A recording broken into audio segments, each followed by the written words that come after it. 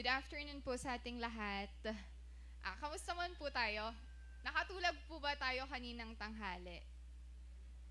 Hindi po. Okay po. So praise God po kanina. Naihayag po ang salita ng Panginoon sa dinalupihan at encourage ko po lahat na we continually pray po sa mga nakarinig ng kanyang salita. At bago po tayo mag-start, umpisahan po muna natin ang ating Lord's Day worship service sa panalangin.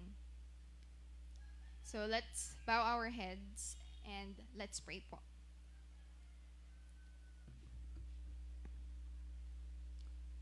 Our Lord, our God, our Father, we come to you this day and we acknowledge that you are the only wise God. You are God Almighty. You are the God of hosts, and you are the God of Abraham, David, and Israel, and those who believe in the one true God, through gracious covenant to us in Jesus Christ. Lord, we adore you for your nature, your person, for what you are like. You are infinite and eternal, and unchangeable in your being.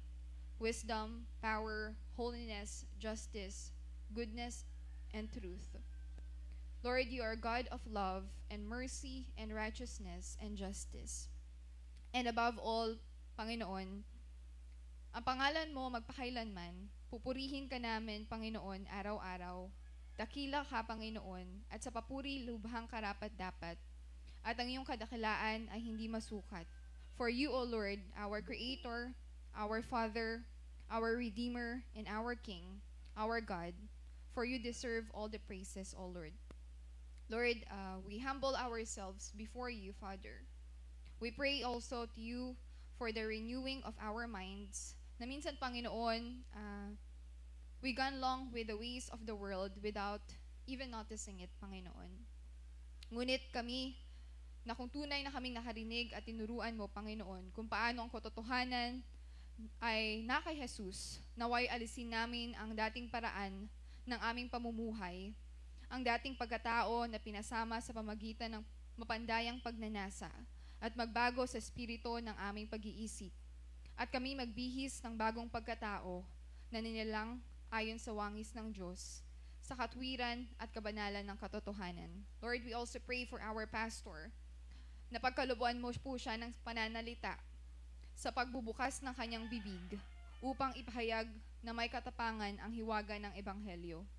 Na dahil dito, siya'y isang sugong may tanikala upang ito'y kanyang maipahayag na may katapangan, gaya ng nararapat na kanyang sabihin at pagsikapan mong humarap siya na subok sa iyo, Panginoon, maging isang manggagawang walang anuwang dapat kaya na gumagamit ng wasto sa iyong salita. Salita mo, Panginoon, na katotohanan.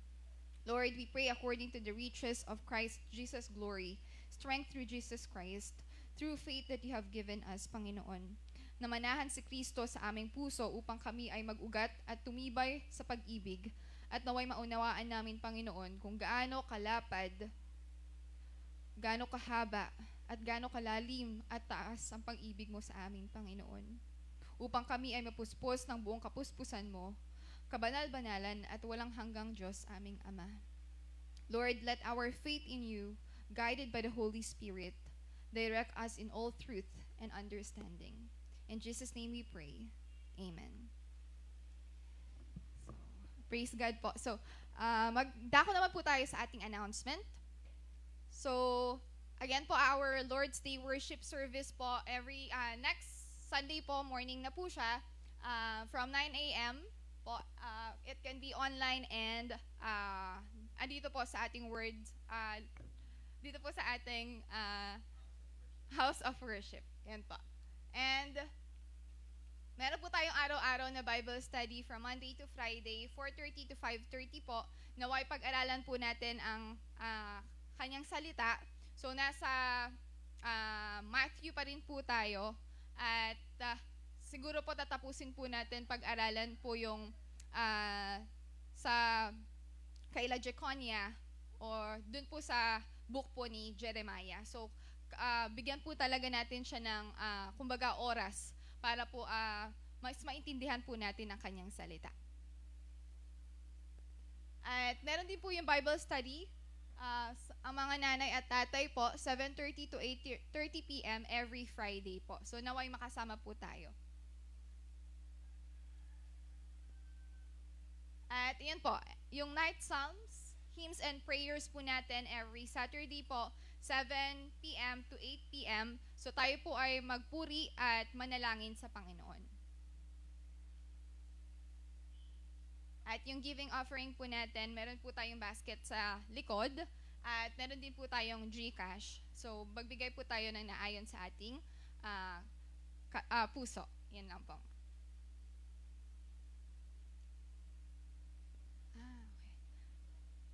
Yan din po pala. Meron po tayong Christmas party. So, sa darating po na December 23, 2023, Saturday po siya, 3 p.m. to 7 p.m. Dito pa rin po sa ating House of Worship. At kung makikita nyo po, yung kulay po ng background po natin. So, mayroon po tayong motif po sa ating kasuotan. Pero kung wala, okay lang din naman po. So, pwede po tayong magsuot ng gold, brown, white, or yellow po. Or mas mga malalapit po na color like beige po, ganyan. So, pero kung wala po talaga, okay lang naman po kahit ano po yung idamit natin. Ang mahalaga yung puso po natin na dadalo para sa Panginoon po. So, yun lamang po. God bless po sa atin.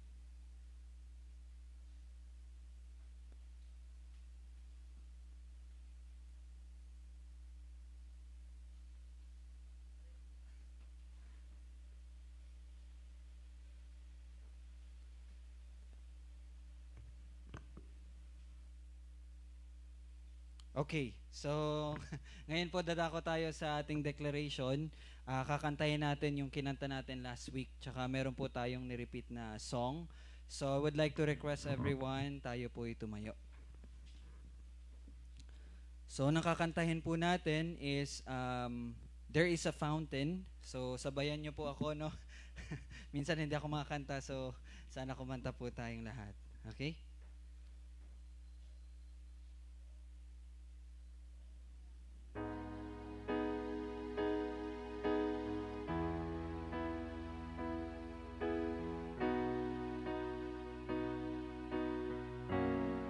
There's a fountain. There is a fountain filled with blood drawn from Emmanuel's vein, and sinners plunge beneath the flood, lose all their guilty stain, lose all the guilty stains, lose all the guilty stains, and sinners plunge beneath the flood, lose all the guilty stains.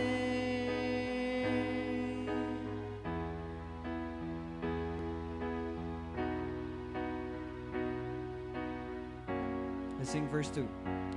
The dying thief rejoiced to see that fountain in his day, and there have I the fallacy washed all my sins away,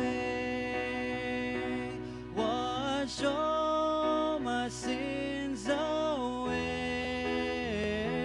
washed all my sins away, and there have I the fallacy washed all my sins away.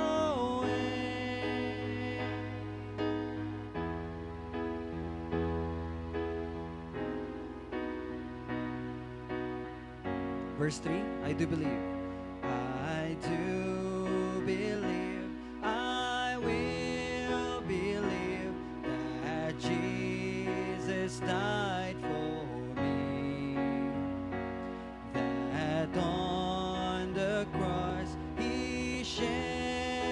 His blood from sin to set me free. From sin to set me free. From sin to set me free. That on the cross He shed His blood from sin to set me free.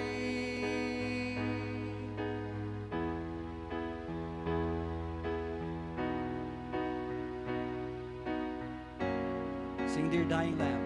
Dear dying Lamb, Thy precious blood shall never lose its power, till all the ransomed church of God be saved to sin no more. Come on, sing. Be saved to sin no more. Be saved to sin no more. Till all the ransomed church of God be saved to sin no more.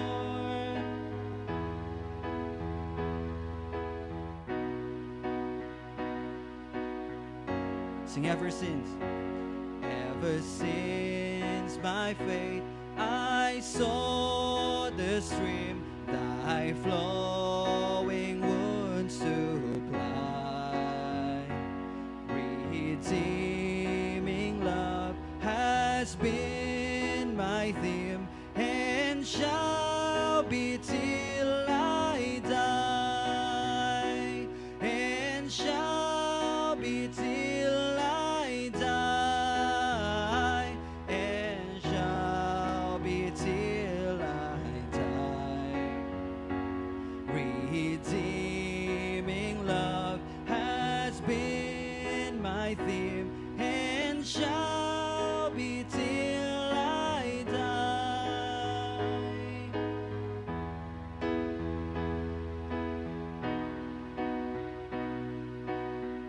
Last verse.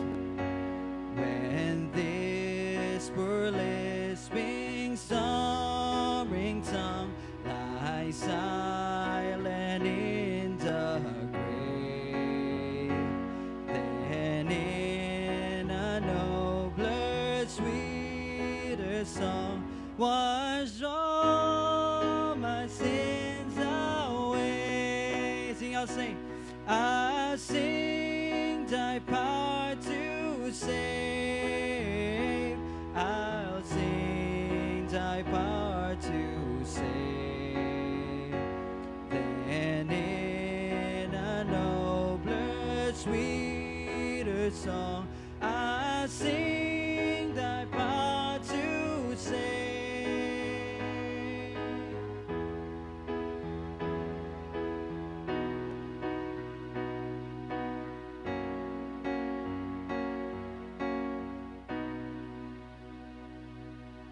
So we praise God, no, for His blood. So ngayon tayo ay kakantahan ng old song na natin to. The title is Jesus, Thank You.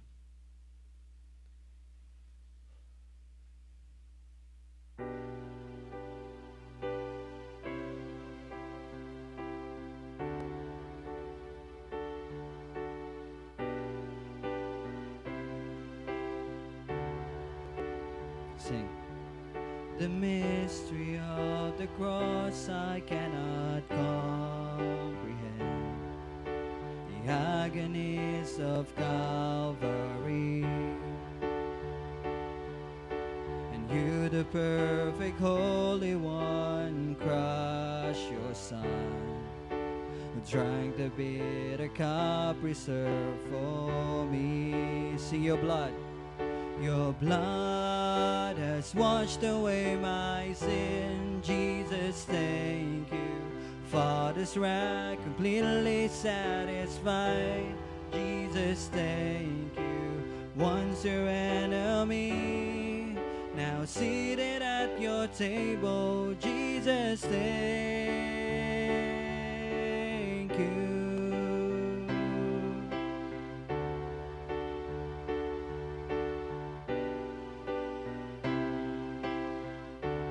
Sing by your perfect sacrifice. By your perfect sacrifice, I've been brought near. Your enemy you made your friend, and pouring out the riches of your glorious grace, your mercy and your kindness know no end. Sing your blood. Your blood has washed away my sin. Jesus, thank you. Father's wrath completely satisfied. Jesus, thank you. Once your enemy, now seated at your table. Jesus, thank you.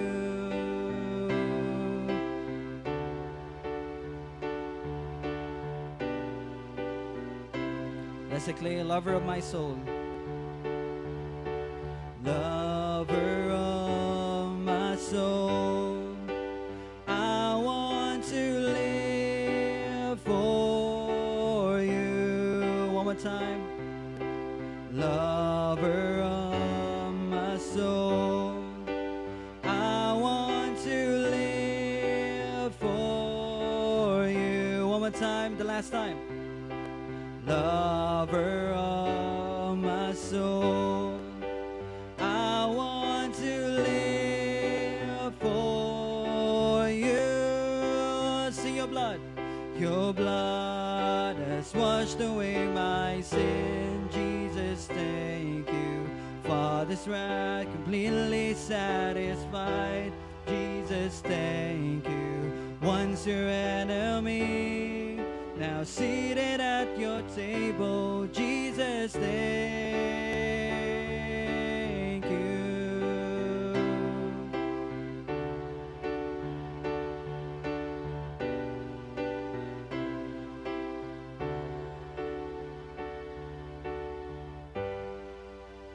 Tayo po'y magsiupo.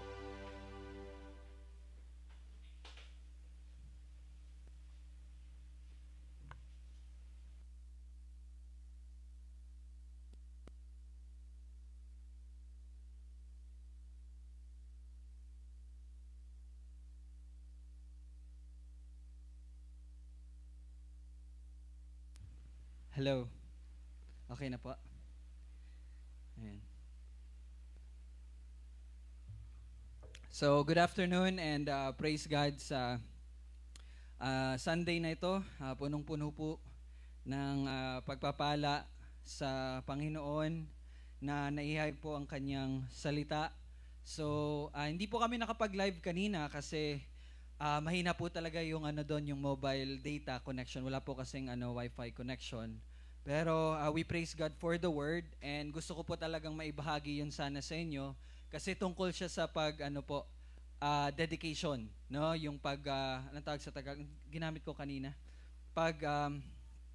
Paghahandog sa Panginoon. So marami po kasi ang nagkakamali kung ano ba ang ibig sabihin ng paghahandog. So sana mamaya i-upload ko po yun sa YouTube channel natin, God willing. So isasend ko na lang po yung link sa GC po. Pindutin nyo lang po yung link na yon at pwede nyo na po siyang mapanood sa YouTube. So please take time to watch that. Maganda po talaga yon para kayo din po hindi kayo maging let me use the word mangmang sa dedication. Ano bang ibig sabihin nun? Ano ba talaga ang dedication? Maybe soon magkakaroon ng baby si Tita Bing.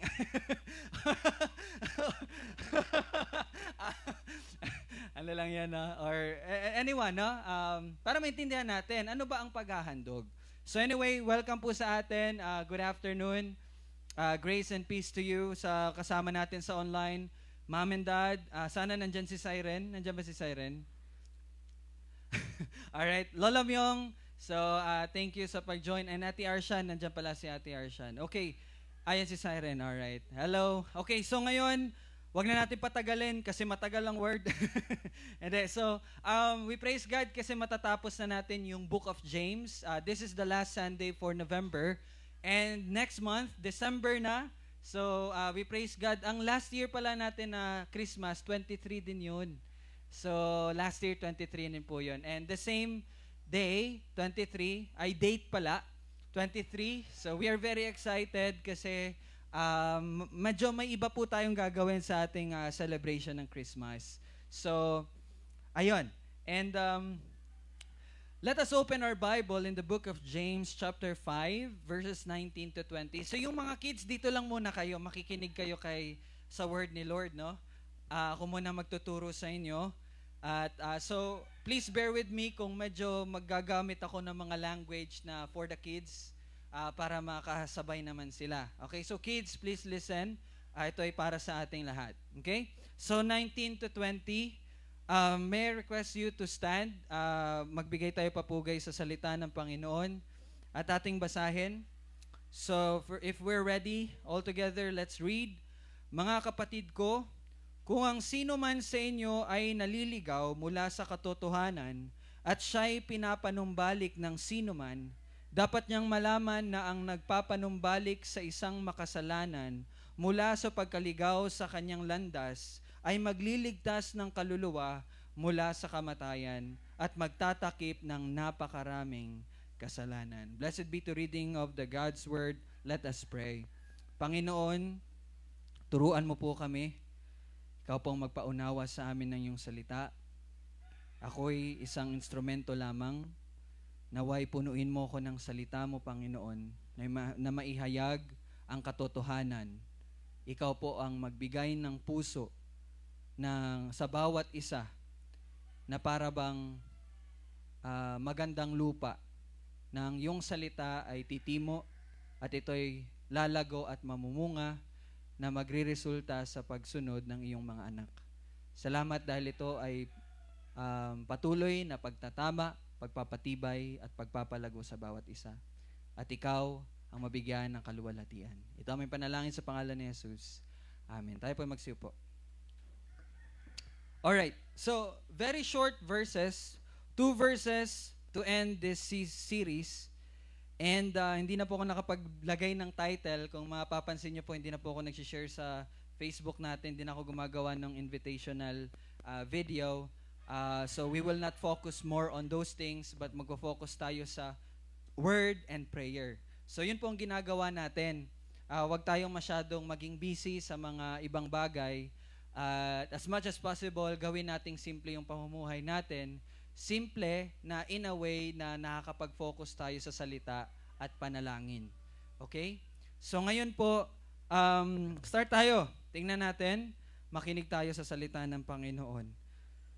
So verse 19 will start from mga kapatid ko. So again, I think naintindihan nyo naman po, no? Basta sa libro ni Santiago, kapag sinabi niya pong mga kapatid ko, it addresses to the believers. So sa mga mananampalataya. Okay, so tayo po magkakapatid in our faith in Christ Jesus. So mga kapatid ko, kung, dito muna tayo sa kung. Okay, 2 verses lang to, no? Pero isa-isa natin salita. Kung, alam niyo po ba na ang salitang kung ay pagpapakita na pag may nangyaring isang bagay, merong kalakip or kaakibat na tugon. Di ba? Ganun dapat, or conditional siya. So, ibig sabihin, kapag nangyari to, ito ang gagawin mo. Kapag itong nakita mo, ito ang dapat mong gawin. Di ba ganun po yun? Kapag nagsisimula tayo sa salitang kung. And it's the same thing sa salita ngayon na sasabihin sa atin, kung ito ay kondisyon na maaaring mangyari o hindi, pero ito'y pagpapakita ng posibilidad na ito'y maaaring mangyari. At kailangan natin itong bigyan ng pansin, kailangan natin pakiisipin lagi na ang bagay na ito ay maaaring mangyari kung kaya't dapat tayo'y maging handa at mapagmatsyag.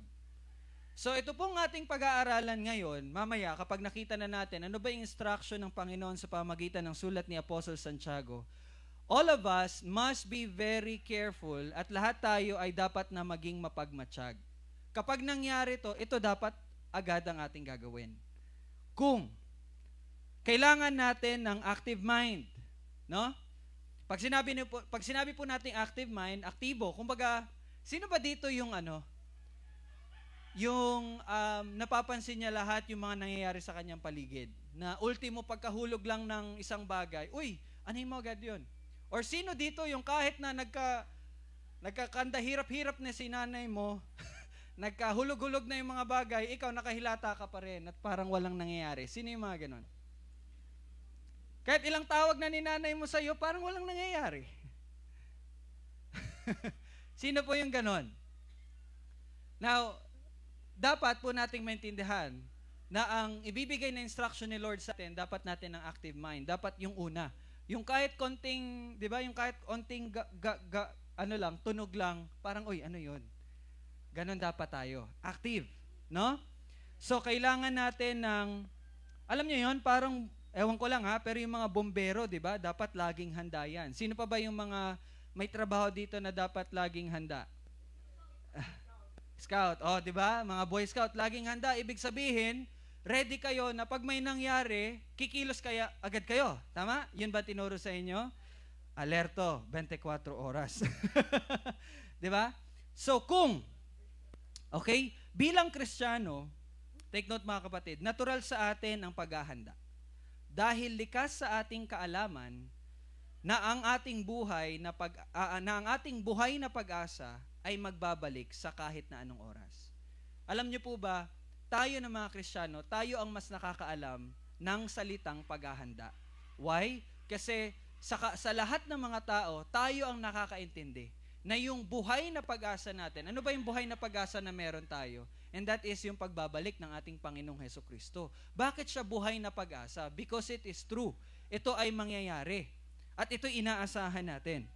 Na itong buhay na pag-asa natin ay maaaring mangyari kahit na anong oras. Naririnig niyo po ba ako? Dapat tayo ang mas nakakaintindi ng salitang paghahanda. Kasi alam natin yung isang bagay na mangyayari talaga. At alam natin na mangyayari to anytime. So hindi dapat tayo katulad nung sinabi natin kanina na kahit na ano nang nangyayari, para bang wala tayong pakialam. Nagsisisigaw na sa labas, ikaw nasa loob pa rin. Di ba?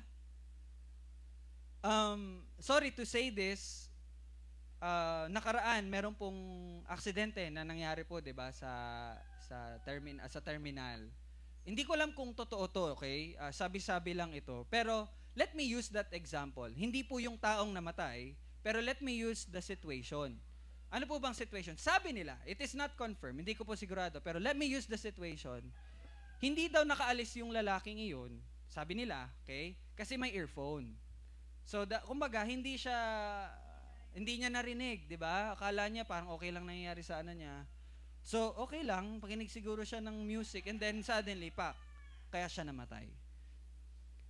But then again, hindi ko po sure kung yun ang nangyari. But if that's the case, yun din po ang mangyayari sa atin kapag tayo ay hindi alerto. Tindihan niyo po yun? It's possible na mamatay tayo kung hindi po tayo alerto. So we have to have an active mind. Alam natin kung ano ang dapat priority at iyon ang ating pinaghahandaan. Alam niyo po ba, kapag hindi po tayo naghahanda, ibig sabihin nun, hindi kasi natin alam yung priority na meron tayo. Now, alam niyo po ba na ang priority ng isang Kristiyano, ito mga bata, makinig kayo ha. Alam niyo ba na ang priority ng isang mananampalataya, naniniwala kay Hesukristo, alam niyo ang priority ng buhay niyo, hindi kayo para mag-aral lang, hindi para makapunta kayo sa magarbong college or makapagtapos, hindi lang iyon. Hindi iyon. But yes, kailangan niyo yung gawin, pero hindi iyon ang ating priority. Our priority is ang paghahanda sa pagbabalik ng Diyos. Yun po ang prioridad na meron tayo. So, kung ito ay tunay sa atin, dapat ang puso natin ay ninanais sa bawat pagising mo. Okay? Sa bawat pagising mo, na kumbaga yung bawat pagising mo ay tanda ng isa pang araw na pinagkaloob sa iyo ng Diyos. Ang makilala siya lalo at malaman at maunawaan at maisagawa ang kanyang kalooban. Sa lahat ng mga naghahanda, yun ang kanilang iniisip lagi-lagi, araw-araw. So tatanungin ko po kayo ngayon na ng mga nakakarinig, ninanais ba ng inyong puso na sa bawat kayo'y gumising sa umaga o sa tanghali na kayo gumising, ninanais mo ba na makilala siya lalo? Kasi ang isang tao na alam niya ang priority niya, na iyon ay ang hintayin ng Panginoon at sa kanyang pagbabalik, iyon ang inyong nanaisin. So tanong ko po sa inyo, intentional mo bang naiisip ang iyong pamilya at mga kapatid sa pananampalataya sa kanilang espiritual na buhay at nag-uudyok sa iyo upang manalangin para sa kanila? Ulitin ko po. Sa araw-araw ba na nangyayari sa iyong buhay, intentional mo bang iniisip yung pamilya mo at mga kapatid mo sa pananampalataya kung kamusta na ang kanilang spiritual na pamumuhay? At nag-uudyok sa iyo upang manalangin para sa kanila. Sino dito na, alam mo yon, yung sa pagising mo, hindi lang yung sarili mo, hindi lang yung pamilya mo, but even yung kasama mo, yung nakikita mo ngayon dito, iniisip mo ba ang kanyang spiritual na kalagayan? Kumusta siya? Nananalangin ka ba para sa isang kasamahan natin? Or dalawa, or tatlo? Di ba? For example, ito mga bata, ito, na-experience nila dati, marami kayo, di ba? Ngayon, naiisip nyo ba yung mga dating kasama nyo na wala na? Okay, opo daw. Nakakalungkot. Yes, pero more than the lungkot, dapat mas nagiging nalulungkot tayo para sa kanilang spiritual na pamumuhay. Again, another question. Intentional mo bang iniisip kung paano ka magiging instrumento ng Panginoon para sa pagtatama, pagsuway, pagpapaalala, pagpapalakas, at pagpapatibay sa kanila? Intentional mo bang iniisip yon? Na magamit ka ng Panginoon bilang instrumento na ikaw ay maging isang, alam mo yon, instrumento upang itama sila, ituwid sila, i-encourage sila sa kanilang spiritual na pamumuhay. Intentional mo ba yung iniisip? Iniisip mo ba kung paano mo mabibigyan ng oras ang pag-aaral ng kanyang salita sa kaalamang marami kang gagawin sa school, sa trabaho, sa bahay? Intentional mo bang iniisip na, okay, alam ko I have to work 8 hours today, pero ito, maglalaan ako ng oras para sa aking Panginoon sa pag-aaral ng kanyang salita. Alam ko, sangkatutak ang aking labahin. Alam ko na sangkatutak ang aking lilinisin. Alam ko na marami kaming assignment sa school. Pero iniisip nyo ba? Intentional nyo bang iniisip na kailangan kong aralin ang kanyang salita? Or sa araw-araw na dumaan, ang iniisip mo lang, okay, marami akong lalaban, okay, laba ako. Marami akong assignment, okay, gagawa ko ng assignment. Marami akong trabaho kasi marami akong bayarin, okay, magtatrabaho ako. Saan doon sa dalawa ang nangyayari sa inyo? Evaluate yourselves. Iniisip mo ba at inihahanda mo ba ang iyong sarili sa malapit na hinaharap upang maging bahagi ka sa ministeryo ng salita sa pagpapalaganap ng magandang balita? I mean, in simpler words, iniisip mo ba na in the future, magamit ka ng Panginoon bilang isang tao na gagamitin niya na ipalaganap ang magandang balita? Or wala po yun sa inyong mga hinagap? Wala po yun sa inyong pag-iisip? Kayo, iniisip nyo ba na soon, paglaki nyo, maging katulad kayo ni Kuya Ryle? Ba't hindi ni Kuya Ryle? Katulad ng Panginoong Hesukristo. Iniisip nyo ba yun? Intentionally. So ask yourselves, evaluate nyo, naisip nyo ba yun? Di ba? Nasa puso ba ang lubos na pasasalamat dahil sa kanyang pagliligtas sa iyo, na nagdudulot sa puso upang naisin na mamuhay lamang para sa kanya, na may kasiyahan or contentment? Naiisip mo ba yung pagliligtas sa iyo ng Panginoon na nagdudulot upang ikaw ay naisin na mamuhay na para lang sa Kanya? Na kontento ka na sa buhay mo dito sa mundong ito? Naiisip mo ba yun? Or sa pang-araw-araw na nagdadaan, ang iniisip mo lang, okay, dapat kailangan talagang mag-aral, kailangan talaga magtrabaho, kailangan talagang alagaan ng pamilya. Yun lang ba?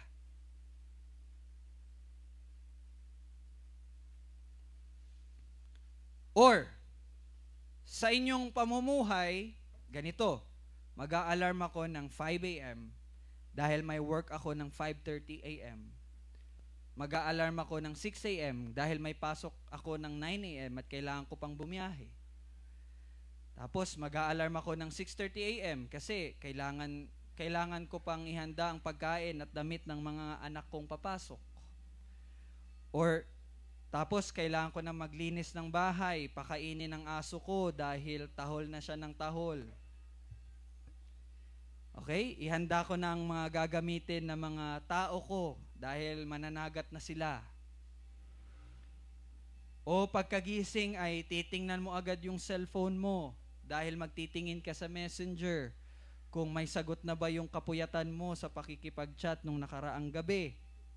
Or tinitingnan mo kung may mga announcements sa school at kapag tapos ka na, ay magi-scroll ka na sa social media. No? Tapos hanggang maisipan mo na kumain na ng almusal. At pagkatapos ng almusal, balik na naman sa cellphone. Tapos manonood ka na ng mga videos. At kapag dumating na tanghalian, kakain ka. Pagkatapos ng tanghalian mo, nakaka-relate yung mga bata natin. Pagkatapos ng tanghalian mo, gagawa ka ng konting linis, hugas, kasi ako naka-assign, at pagkatapos nun, magse-cellphone ka na naman. Habang ginagawa daw yung school activities or assignment. Tapos hanggang dumating na yung 4:30 p.m., no? Uy, Bible study na kami. Pagkatapos nun, natapos na ng 5:30 yung Bible study. Pagkatapos nun, balik na naman sa cellphone. Hanggang sa, maghahapunan na. E di kain ka na ng hapunan. Pagkatapos nun, balik ka na naman sa cellphone.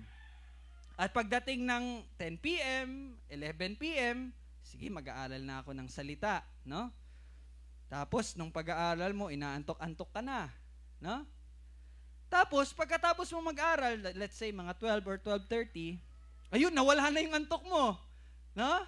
Nawala na yung antok mo. Tapos, cellphone ka na naman hanggang sa mapuyat ka hanggang 2:00, 3:00. Ba't natatawa ka, Dexter? Okay? Or, pagkatapos ng mga gawaing bahay or trabaho, hihiga ka. Sasabihin mo, magpapahinga ka kasi pagod ka nga, no? Habang nagsi-cellphone. At gagawa na naman ng gawaing bahay o trabaho hanggang kinagabihan at magpapahinga na naman, magsi-cellphone, pagkatapos matutulog. Or, kapag may training, or kapag may event, or kapag may gagawa ng project para sa school, ay nagigising ka talaga ng mga maaga dahil ayaw mong malate, no? Pero kapag may Lord's Day, or may meeting, or may Bible study, okay lang sa'yo na malate. At lantutay ka pa. No? Yung hinang-hina ka pa. Ano ba to? Tagal naman na ito. No? Tapos, nababother ka ba na kapag natapos ang araw mo na hindi ka nag-aaral ng salita, or naisip mo lang na, ay busy kasi ako ngayon kaya hindi ako nakapagbasa. Bukas na lang. Saan kayo doon sa dalawa? O sino dito ang nagpapatong, sino dito ang napapatanong sa kanyang sarili, ano na nga ang aming pag-aaralan mamaya sa Bible study? No? kailangan mabasa ko yun. O, ni hindi nyo man lang naisip na, ano na bang pinag-aaralan nyo sa Bible study? Okay? Sinasabi nyo lang sa sarili nyo na, may Bible study mamaya. And then walang ginagawa. No?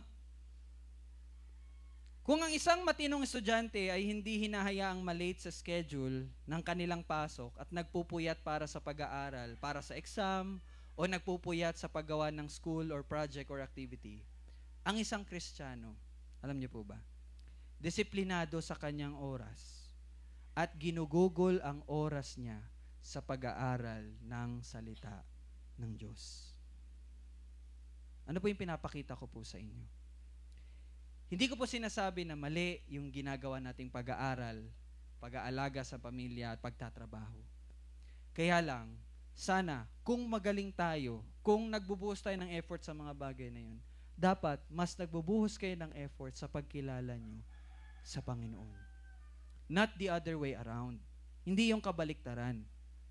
Kung ang magulang ay inaalagaan ng kanilang pamilya sa pamagitan ng paggawa ng gawaing bahay at pag-provide ng pangangailangan ng kanilang mga kasamahan or pamilya, ang Kristiyano ay sinisikap na turuan at disiplinahin ang kanyang mga anak na sila'y sumunod din kay Kristo.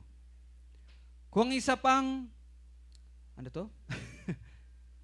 Okay, eto lang. Maganda na nandyan si Bogart. Si Bogart pangalan niya eh. Kung ang isang pet lover, Kung ang isang pet lover, inihahanda ang bahay ng kanyang mga aso or alaga or pusa sa darating na bagyo, ang isang Kristiyano, inihahanda ang kanyang sarili sa pagdating ng kanyang amo. Naririnig niyo po ba ako? Kung ang isang pet lover, again, hindi po mali ang magmahal ng mga aso or mga pet, no? It's good. It's good for your health, actually. Pero kung ikaw, isa kang pet lover, ulitin ko po inihahanda mo lahat sa kaayusan ng iyong alaga. Sana alam nyo din na inihahanda mo dapat ang iyong sarili sa pagdating ng amo mo. Sino ba yung amo natin? Yun ang Panginoon. Di ba? So, kailangan nating maintindihan na ang pagbabago natin ay bunga ng mga pag-iisip na binabago sa pamamagitan ng salita ng Diyos. Kung kaya't, pakiisipin ninyong mabuti kung ano ang nasa isip ninyo lagi. Kaya sinimulan ko po yon sa mga tanong. Para po maisip natin, ano ba yung nasa isip mo? Ano ba yung laman ng isip mo? Wag na po yung puso, okay? Kasi minsan ang puso mapanlin lang. Minsan ang nasa puso mo siya. Di ba? Pero isipin natin, yung isipan natin. Alam niyo po ba, sabi sa Romans 12:1, no? Be transformed by the renewing of your mind. Sige sa Tagalog. Kaya nga mga kapatid, isinasamo ko sa inyo, alang-alang sa mga kahabagan ng Diyos, na inyong ialay ang inyong katawan na isang handog sa buhay, banal, na kasya siya sa Diyos, na siya, verse 2. Huwag ninyong tularan ang sanlibutang ito, kundi magbago kayo sa pamagitan ng pagbabago ng inyong pag-iisip. Paano daw tayo magbabago? Sa pagbabago ng ating mga isipan. Kaya po lagi kong tanong sa inyo, ano yung iniisip mo pagising mo? Ano yung iniisip mo kapag ginagawa mo to? Ano yung pinaplano mo sa buhay mo? Kasi all of those things ay galing po sa inyong pag-iisip. At kung anong iniisip nyo, magre-reflect yan sa kung ano yung ginagawa ninyo. Gaya ng isang, di ba, mabuting estudyante, iniisip niya, kailangan kong ipasa yung aking mga subjects. So, yan yung pag-iisip niya. At ano magre-resulta sa buhay niya? Mag-aaral siya lagi. Naintindihan niyo po yun? Pero kung ikaw, iniisip mo ang pagdating ng Panginoon at pagbabalik niya, anong iisipin mo? Anong gagawin mo? Kung ang nasa isipan mo lagi ang pagbabalik niya, anytime babalik ang Panginoon. Kung iniisip mo na ang Diyos ay banal, At siya'y nagbigay ng kaloob sa akin sa pamagitan ng kanyang habag at kanyang pag-ibig. Anong mangyayari sa buhay mo? Anong gagawin mo? Kung yun ang lagi mong iniisip, magpapatuloy ka ba na mamuhay para sa sarili mo?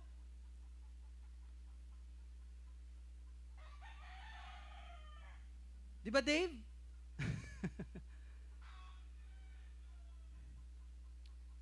Ngayon, dahil binigyan tayo ng instruction ng Panginoon, balik tayo sa verse 19. Kung.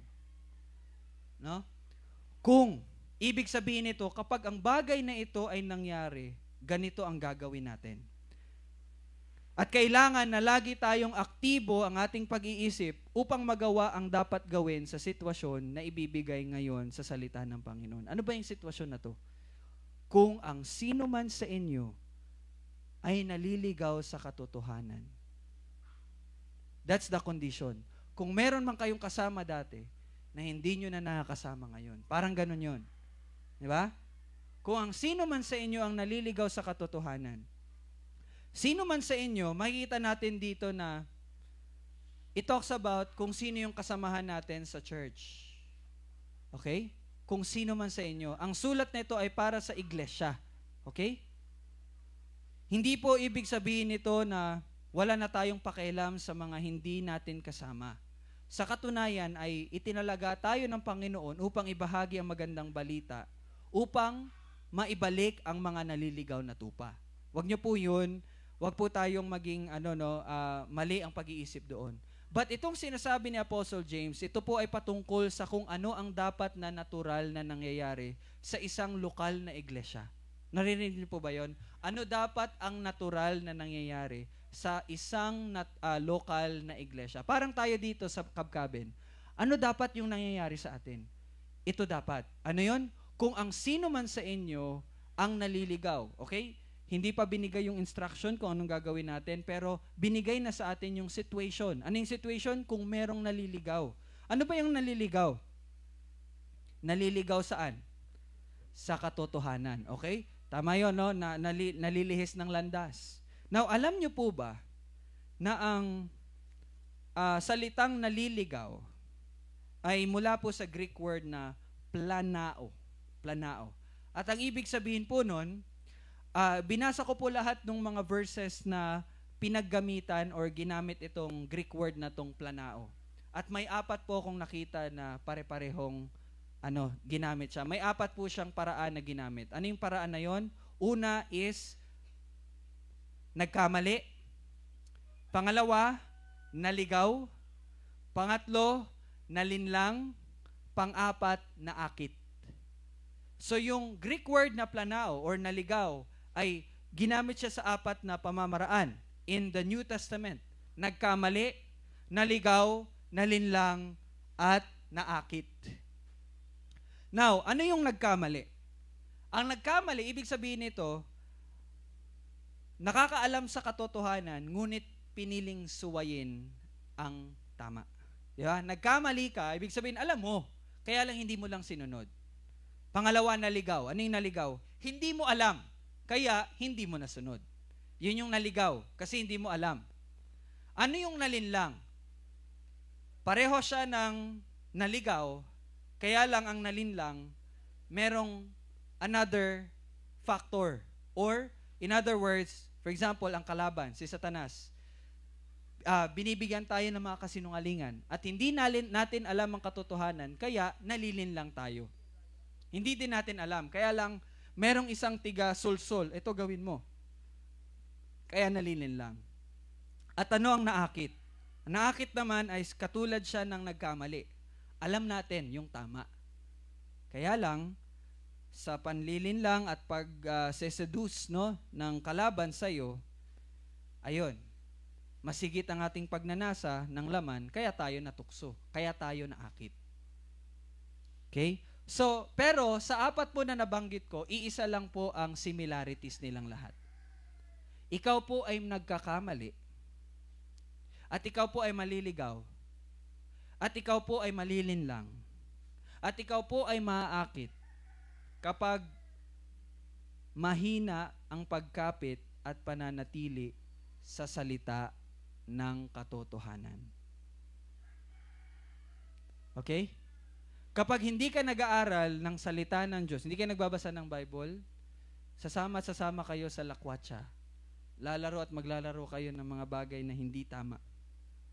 At magkakasala tayo kapag hindi talaga tayo nananatili sa salita ng Panginoon.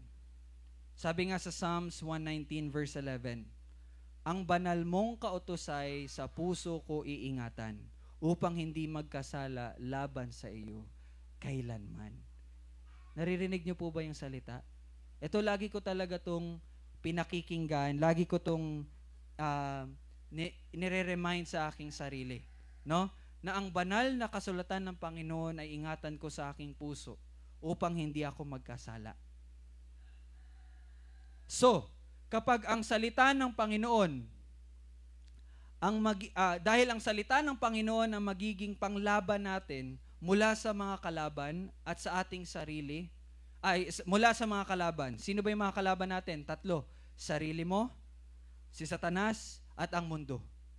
At ano ang sword of the Spirit? That is the Word of God.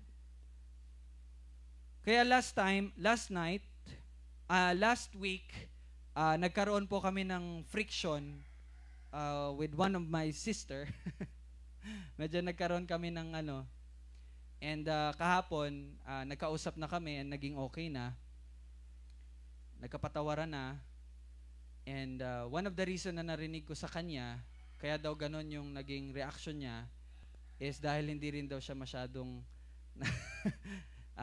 nakakapag-aral ng salita ng Diyos. That is true. No? Kapag hindi mahina talaga tayo sa salita ng Panginoon, makakagawa talaga tayo ng mga bagay na hindi nararapat.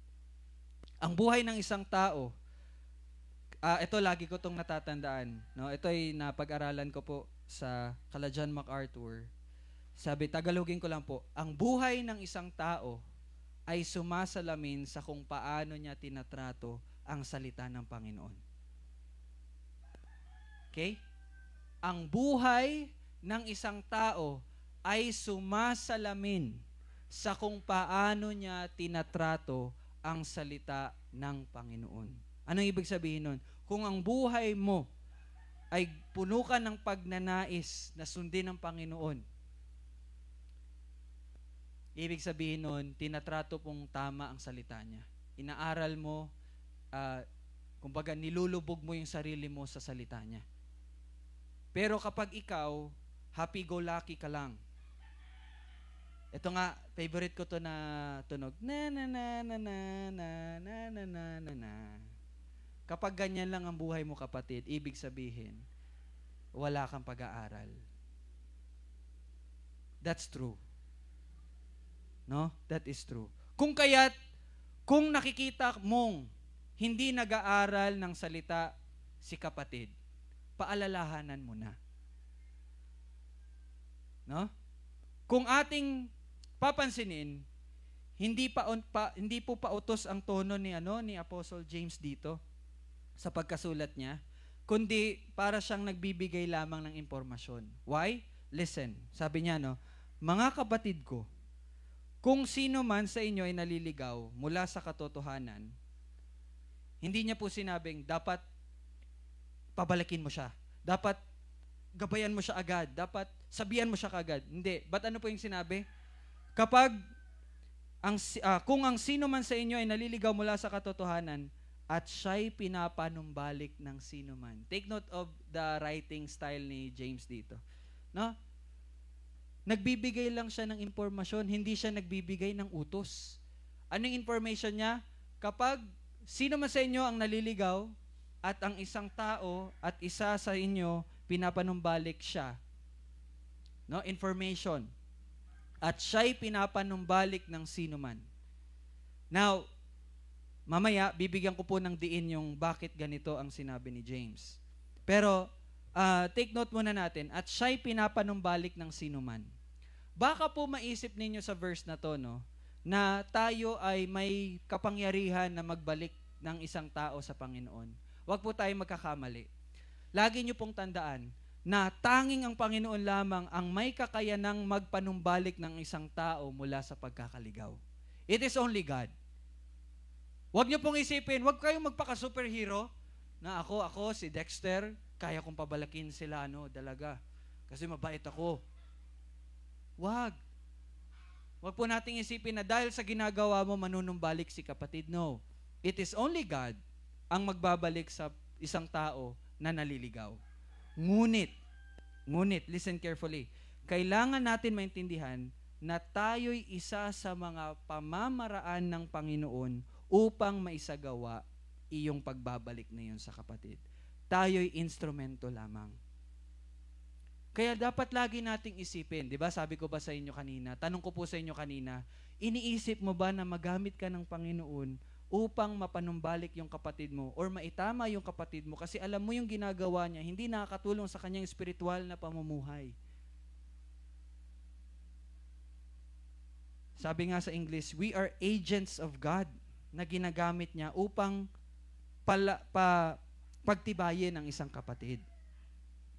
Alam niyo po bakit kayo tinuturuan ng salita ng Panginoon? Para maging kaakibat din kayo sa pagpapalakas at pagpapatibay ng bawat isa. Now, hindi dahil hindi kaya iyon ng Panginoon. Okay? Huwag po kayong magkakamali. Ayon sa kanyang layunin, para sa kanyang kaluwalhatian at may pakita sa mundo na tunay ngang tayo ay tigasunod ni Kristo.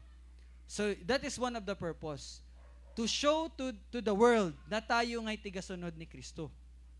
Kung kaya minsan nagiging mali ang ating pagsasabuhay ng katagang, ang Diyos na ang bahala sa Kanya. Sino dito yung nakapagsalita na nun? Sige lang, si Lord nga, basta si Lord, no? Diba, sasabihin ka, uy, ano mo na yung ano mo kasi mali yung ano niya, sinusunod niya. Sige lang, si Lord ang bahala sa Kanya. Alam po ba natin, minsan, mali yung pagkakaisip natin sa ganong kataga. Alam niyo po ba, na ibig sabihin nito, tayo po ay dapat kumilos upang itama ang ating kapatid. Okay? Hindi po, yes, tama naman na ang Panginoon ang bahala sa kapatid na iyon. Pero ibig sabihin po yun, dapat tayo'y sumunod sa Diyos upang magamit niya tayo, upang manumbalik yung kapatid na iyon. Okay? So, ang tanong, paano ba natin gagawin yung pagpapabalik ng kapatid?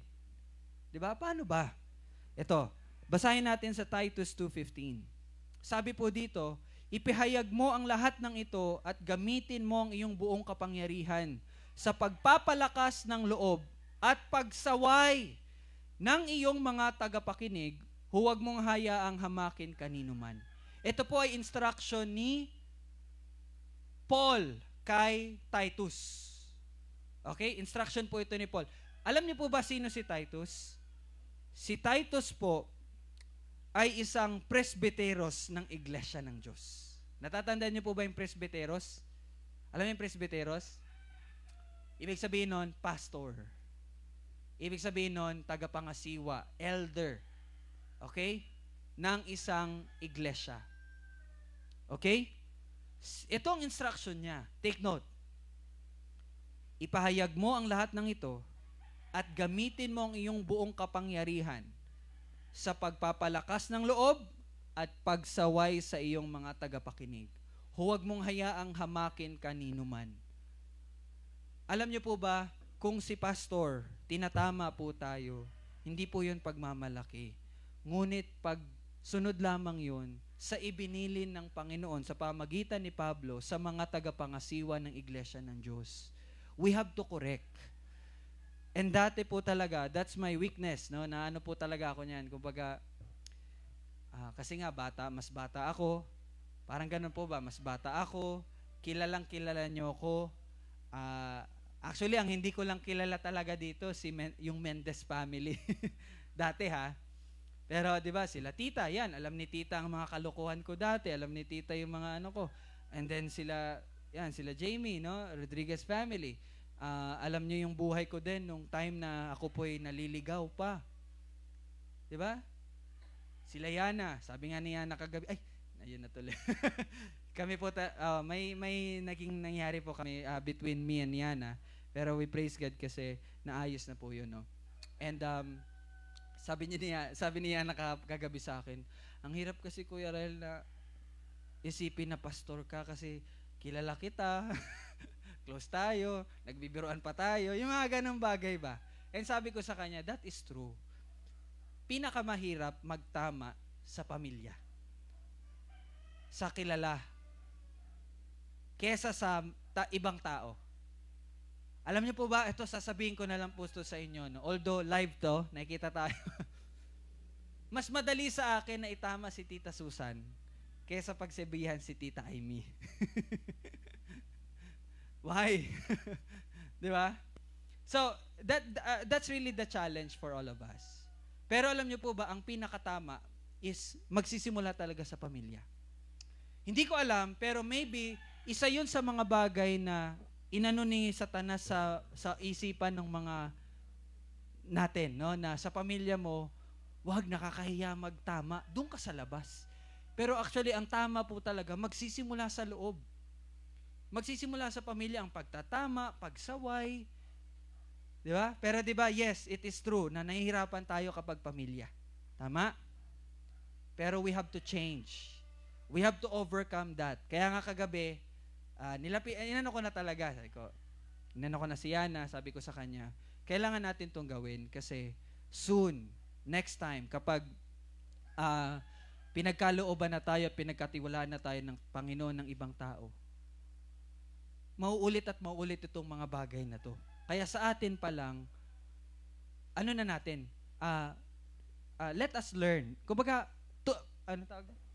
matuto na tayo na, yes, kumbaga, dapat nga hindi nakakahiya, di ba? Pero ewan ko lang, pero nakakaramdam tayo ng hiya, nakakaramdam tayo ng takot kapag pagdating na sa ating pamilya, di ba? Pero dapat, i-practice na natin na mas dapat maging komportable tayo na magtama at magsabi sa pamilya natin. Naintindihan niyo po? At take note, sabi po dito, no, pagsaway sa inyong tagapakinig. Now, ang pagsaway po ay nagmula po sa Greek word na elegko. At ang ibig sabihin po nito, pagtatama sa pamamagitan ng pag-expose. Expose o paghahayag sa publiko ng mali. Okay? Ang pagsuway po ay galing sa Greek word na elegko, nang ibig sabihin, pag-expose, kumbaga, papakita mo talaga sa lahat yung mali. Papakita mo talaga yung mali. Okay? But, wag po nating isipin na ito ay pagpapahiya or wag po nating isipin na ang harsh naman. Bakit mo pa sinabi sa kanila? Diba? Ganun po ang pag-iisip ng mundo. Kung itatama mo ko, mag-usap tayo lang. Bakit pinapahiya mo ko Bakit pinaparinig mo kay ano? Diba? May mga ganun po tayong pag-iisip. But actually, yun po ay hindi harsh. Sabi nga sa Proverbs 27:5-6, hindi hamak na mabuti ang harapang paninita, kaysa naman sa pag-ibig, ngunit ito'y lihim pala.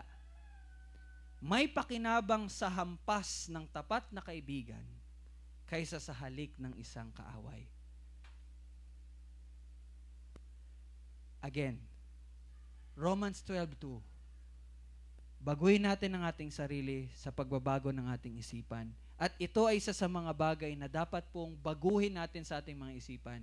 Huwag po nating isipin na katulad ng iniisip ng mundong ito, na kapag nagtama ka, sinita mo sa harapan ng ibang tao or basta may ibang nakakaalam, ano ka na, hindi yan pag-ibig. Diba yung sinasabi nila?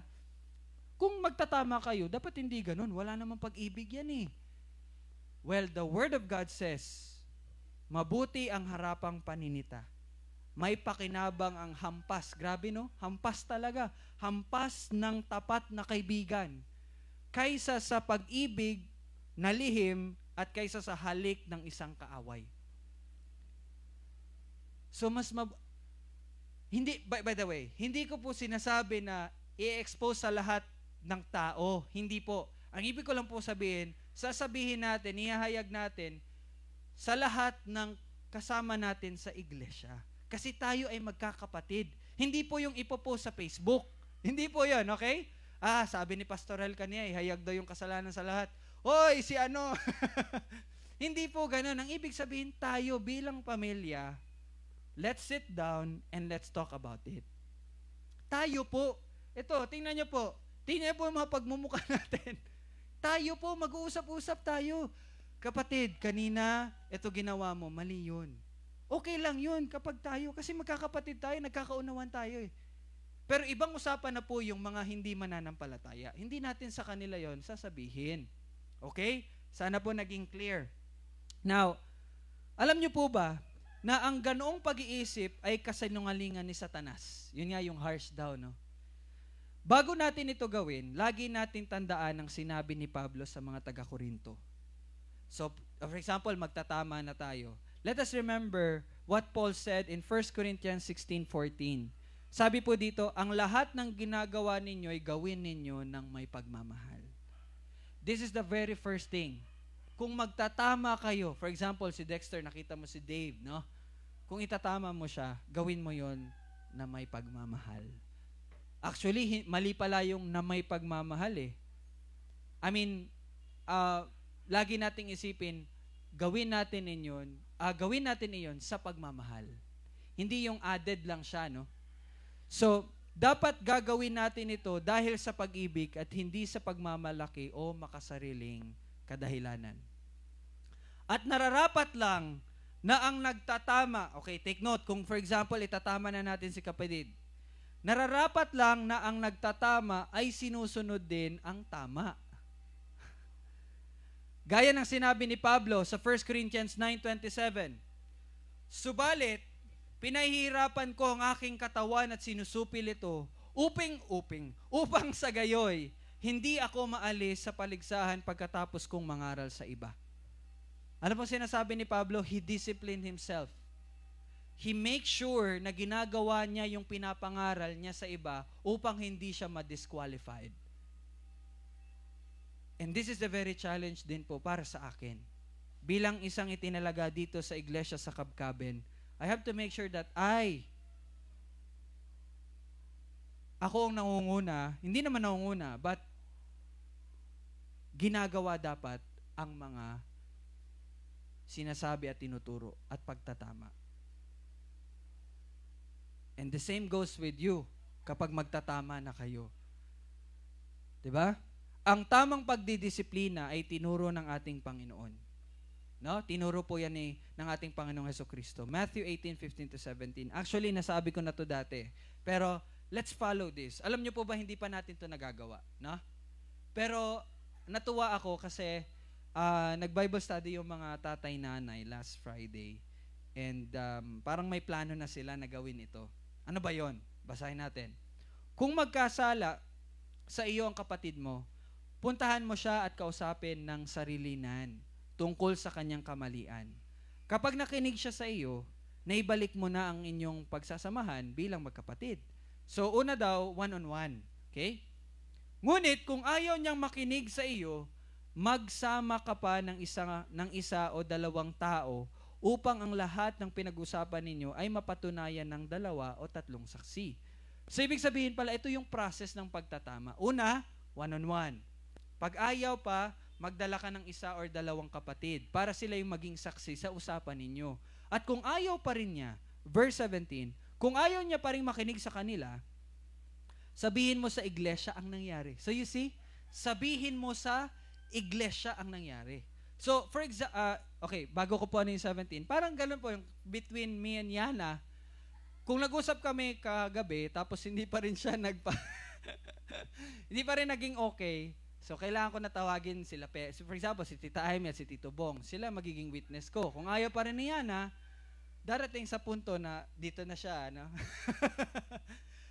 Sasabihin natin, you know, na-amaze ako kasi wala pa talaga akong nakitang ginawa ito. But I think this is one thing na namimiss talaga ng mga iglesia na hindi ginagawa. No? So, kung ayaw pa rin niyang makinig sa iglesia, ituring mo siyang parang hintil or isang maniningil ng buwis. Okay? Ano ba yung isang hintil? Ibig sabihin, ituring mo siya na hindi siya mananampalataya. Pero wag niyo pong isipin na, yan, hell ka na. Hindi ka pala ligtas. Hindi.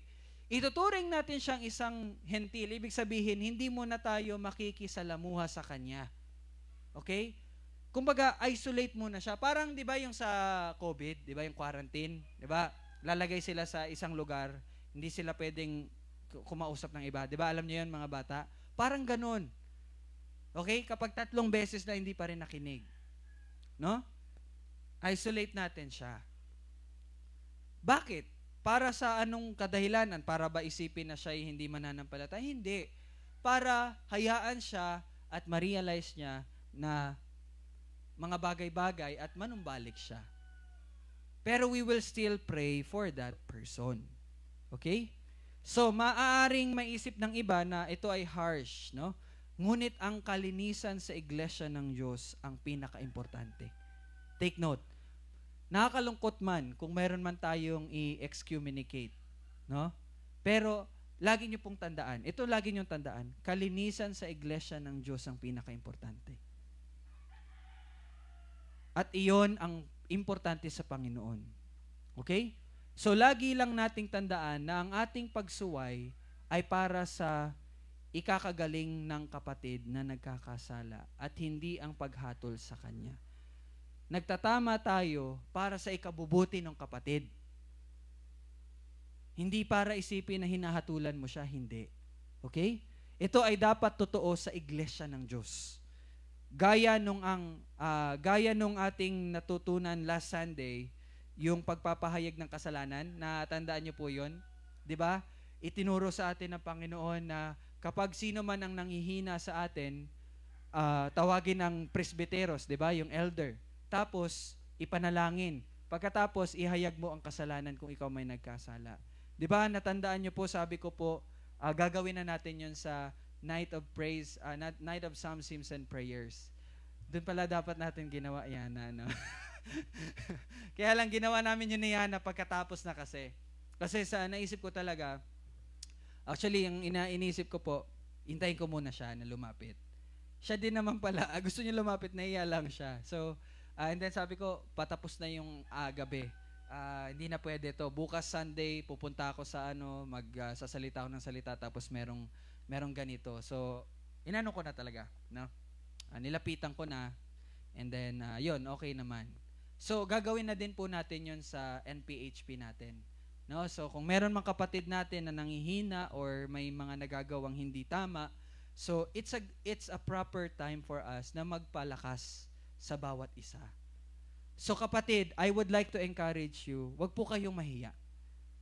Kung ikaw man po ay nangihina dahil sa kasalanan, wag kang mahiya. Kami ang iyong kapatid. Tayo ang magtutulungan.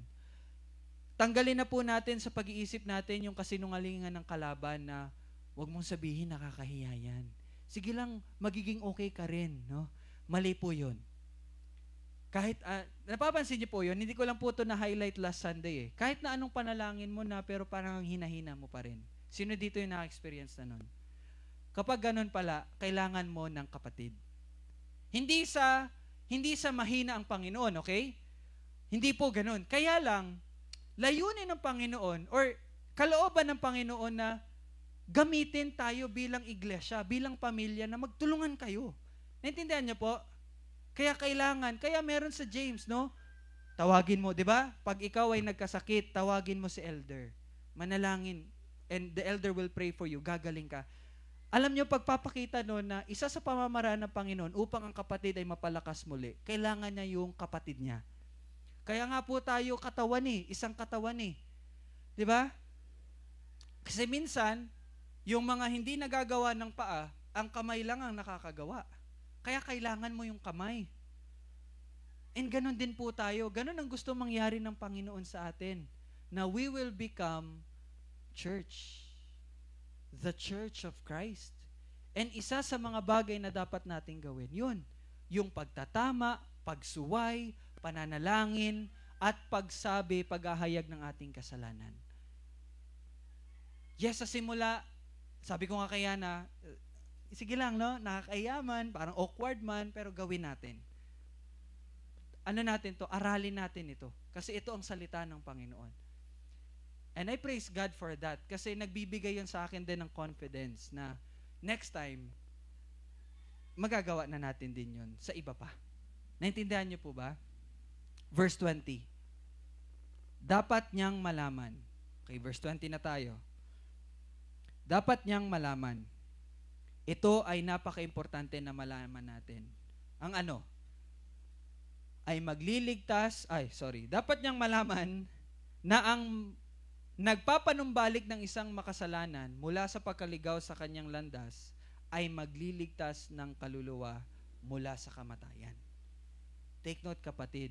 Kapag ikaw, ginamit ka ng Panginoon upang maibalik ang isang naliligaw, sabi ni Apostle James, dapat mong malaman na naligtas mo siya. Okay? Naligtas mo siya, ang kanyang kaluluwa mula sa kamatayan. Okay?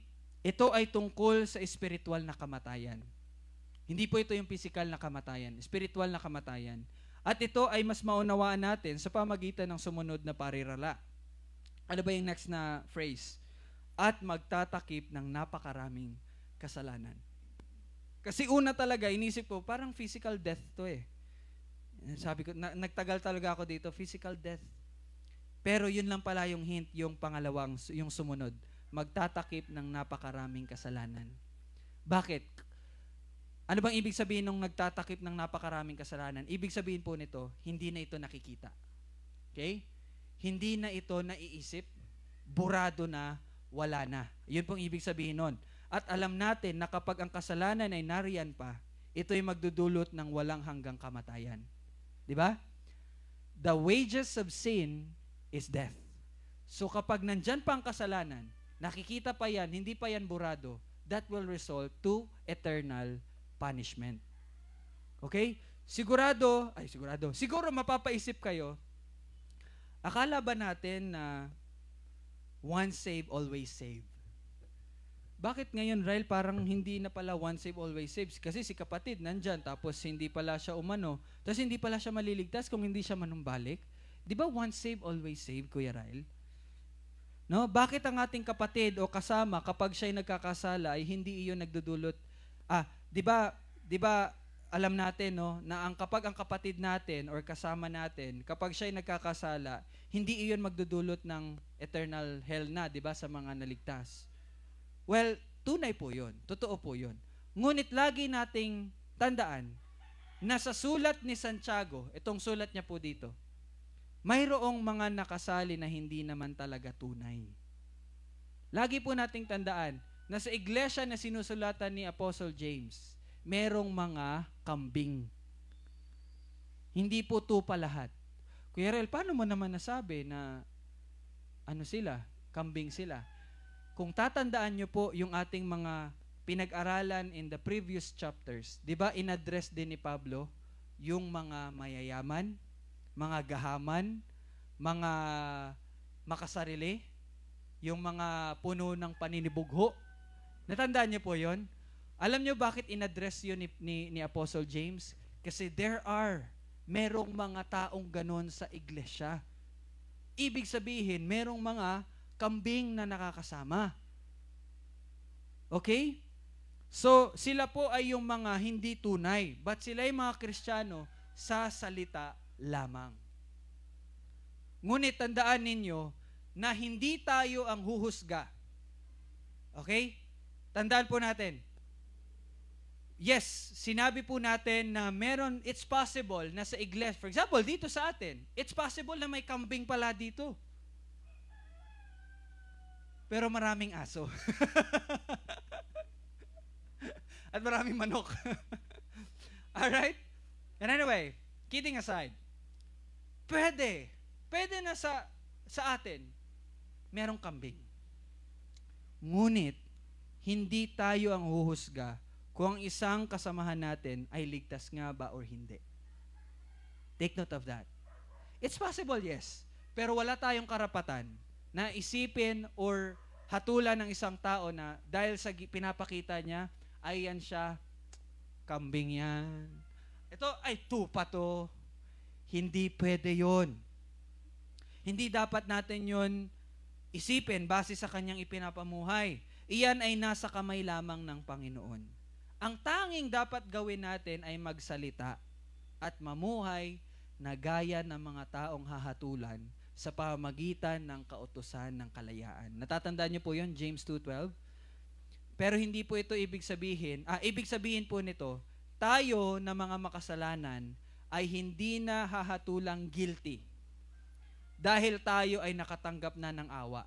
Kung kaya, ganon din tayo sa isa't isa. Naintindihan niyo po yon?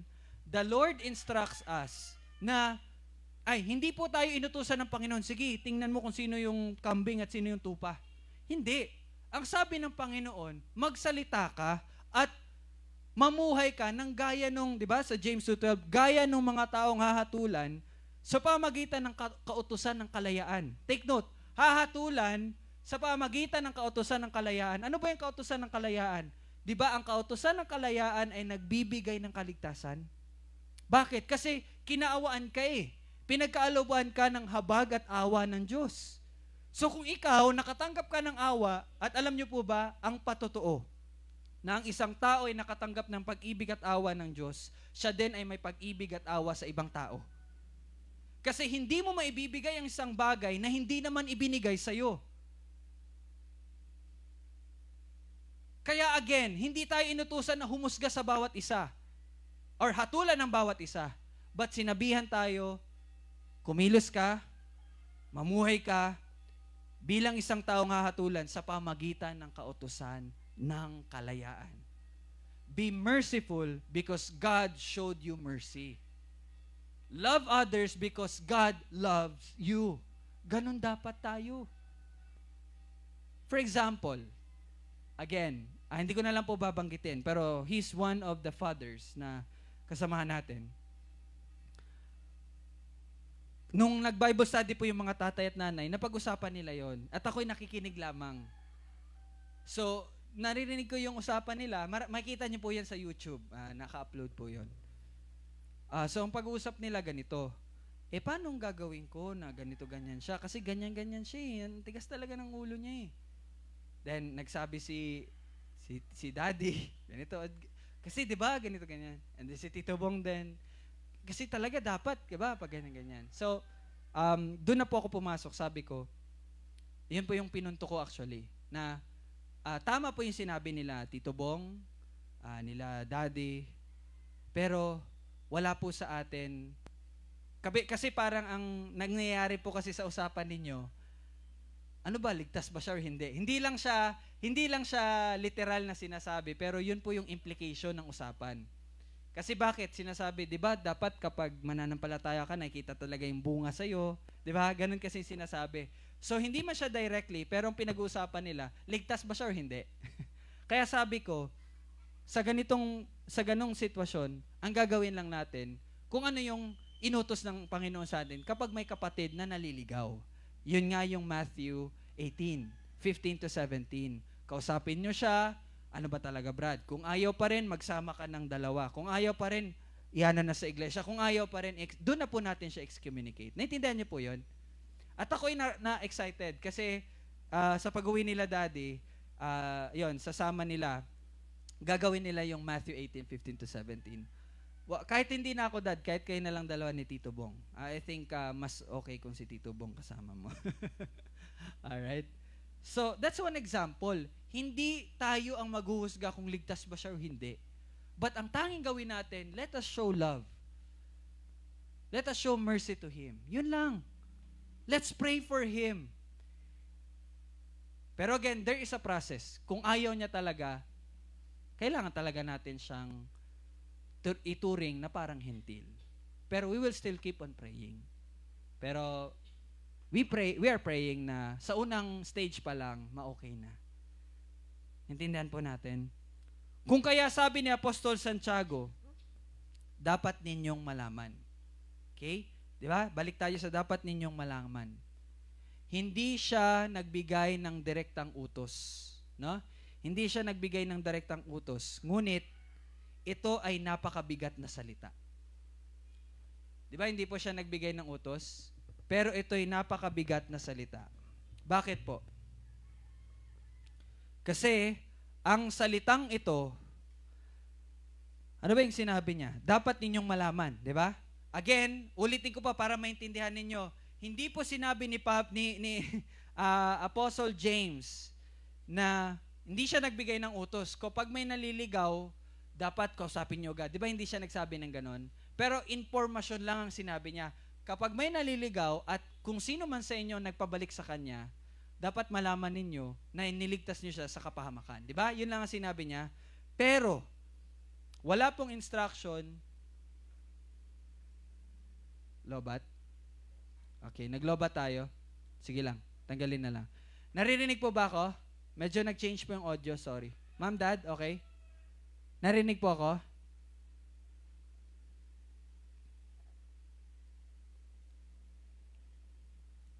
Ayan.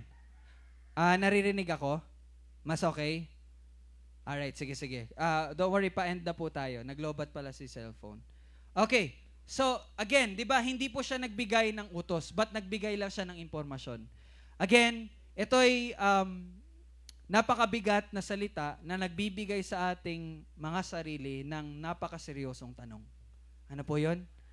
Ngayong alam mo na.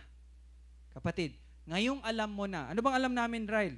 Ngayong alam mo na kapag ikaw ay nagpanumbalik sa isang makasalanan mula sa pagkaligaw ng kanyang landas, ay naligtas ang kanyang kaluluwa mula sa kamatayan at yun ay nagtatakip ng napakaraming kasalanan. Now that you know it. Ngayon alam mo na iyon palang resulta ng iyong pagpapagamit sa Panginoon upang panumbalik ang isang kapatid. Anong gagawin mo? Di ba? Ngayong alam mo na ito, anong gagawin mo?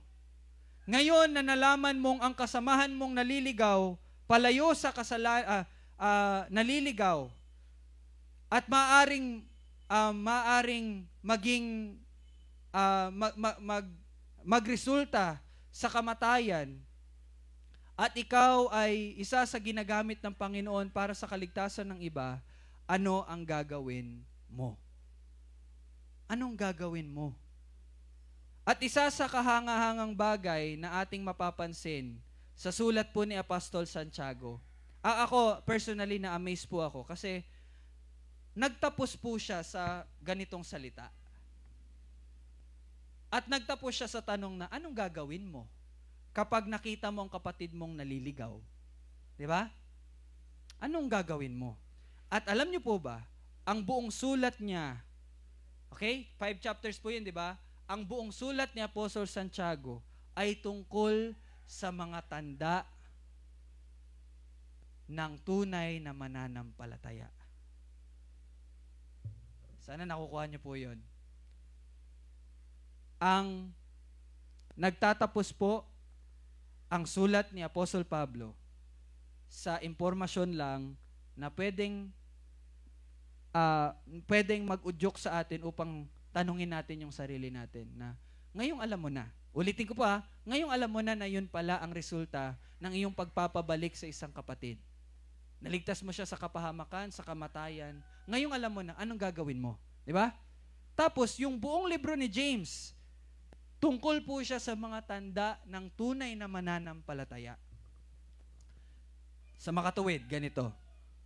Kung ang iyong kapatid ay walang saya sa pagdurusa, kung ang iyong kapatid ay inaakala niya na ang tukso ay galing sa Diyos, kung ang iyong kapatid ay nakikinig pero hindi tagasunod ng salita, kung ang iyong kapatid ay nagtatangi, kung ang iyong kapatid ay sinasabing may pananampalataya pero wala namang gawa, kung ang iyong kapatid ay puro pa rin pananalita na hindi maganda or salungat sa salita ng Diyos, kung ang iyong kapatid ay may karunungan na katulad ng karunungan sa mundo, na ano yon, yung paninibugho, no? Yung jealousy, makasarili. Kung ang iyong kapatid ay namumuhay na may pagnanais sa mga makamundong bagay, at kung ang iyong kapatid ay namumuhay sa paninirang puri, at kung ang iyong kapatid ay arogante, mayabang. Kung ang iyong kapatid ay gahaman sa kayamanan, no? At siya'y naghihiganti. At kung iyong kapatid ay hindi namumuhay sa katotohanan, at kung ang iyong kapatid ay hindi nananalangin, ituwid mo siya. Ituwid mo siya. Kung nakikita mo na kung hindi mo nakikita sa kanya yung mga tanda ng isang tunay na mananampalataya na natutunan natin sa liham ni Santiago, ituwid mo siya. Nakita mo si kapatid, hindi nag-aaral ng salita. Brad, hindi maganda yan. Huwag mo nang hintayin matisod ka. Kaya nga 'di ba sabi ko po kanina sa inyo, we have to have an active mind. Nagets niyo po 'yon? Dapat nakikita mo pa lang yung kapatid mo na hindi pa nagkakasala, pero nakikita mo sa kanya yung mga kilos na pwedeng magdulot sa kanya na gumawa ng mga maling desisyon, itama mo na agad. Naintindihan nyo?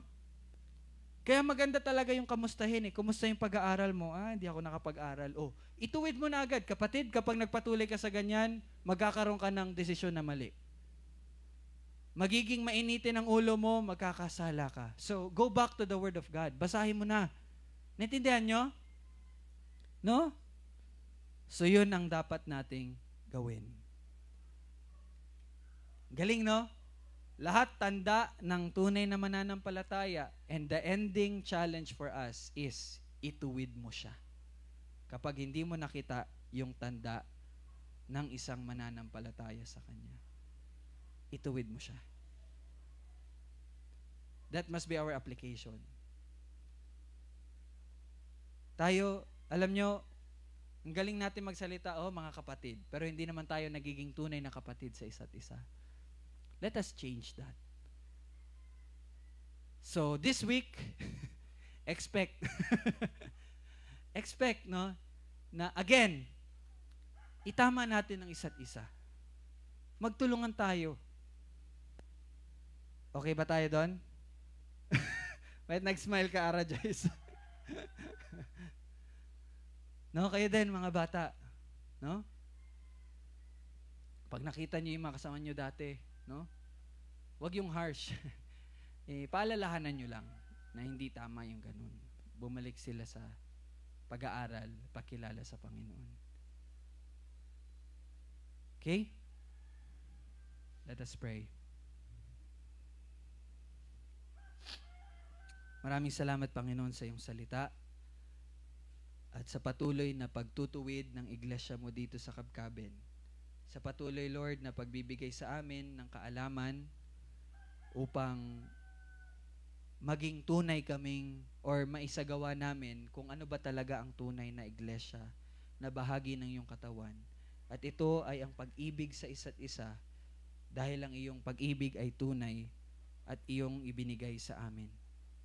Panginoon, sa pag-ibig, kami po ay magtutulungan. Sa pag-ibig mo, kami po ay patuloy na magpapatibay at magtatama sa bawat isa. Na Lord, maging mapagkumbaba kami kung kami man po ay tinatama. At maging puno kami ng pag-ibig kung kami man po ay magtatama. At ang lahat ng iyon ay maging totoo sa buhay namin. Hindi pakitang tao, hindi pagmamalaki, bagkus puno ng pagpapakumbaba. Dahil ang lahat ng iyon, kung kami man po ay sumusunod, iyon po ay dahil sa iyo. Iyon po ay kagagawan mo. At kung kami man po ay naliligaw dahil sa sarili naming desisyon, salamat dahil ang iyong habag at iyong awa at ang iyong pagpapatawad ay laging nariyan. Patuloy mo po itong ituro sa bawat isa. At maraming salamat na iyong salita ay lagi naming iisipin at alalahanin upang hindi kami magkasala. Ngayon, ipagkaloob nawa ng Diyos ng pagtitiis at kaaliwan na kayo ay magkaisa ng pag-iisip sa isa't isa ayon kay Hesukristo, upang kayo na may isang pag-iisip Sa pamagitan ng isang bibig ay luluwalhatiin ninyo ang Diyos at Ama ng ating Panginoong Hesukristo. At naway palaguin at pasaganain kayo ng Panginoon sa pag-ibig sa isa't isa at sa lahat ng tao. Patibayin nawa niya ang inyong mga puso sa kabanalan upang maging walang kapintasan sa harapan ng ating Diyos at Ama sa pagdating ng ating Panginoong Hesukristo na kasama ang lahat ng kanyang mga banal. Sa katapus-tapusan, mga kapatid, magalak kayo. Isaayos ninyo ang mga bagay-bagay, palakasin ninyo ang isa't isa. Magkaisa kayo ng pag-iisip, mabuhay kayo sa kapayapaan, at ang Diyos ng pag-ibig at ng kapayapaan ay mapapasa inyo. Ang biyaya ng Panginoong Hesukristo, ang pag-ibig ng Diyos, at ang pakikisama ng Espiritu Santo ay sumainyo nawang lahat. Amen at amen. So maraming salamat po. See you po ulit. Next Sunday, balik na po tayo sa 9 a.m. Thank you. God bless. Bye-bye po. Bye-bye. See you.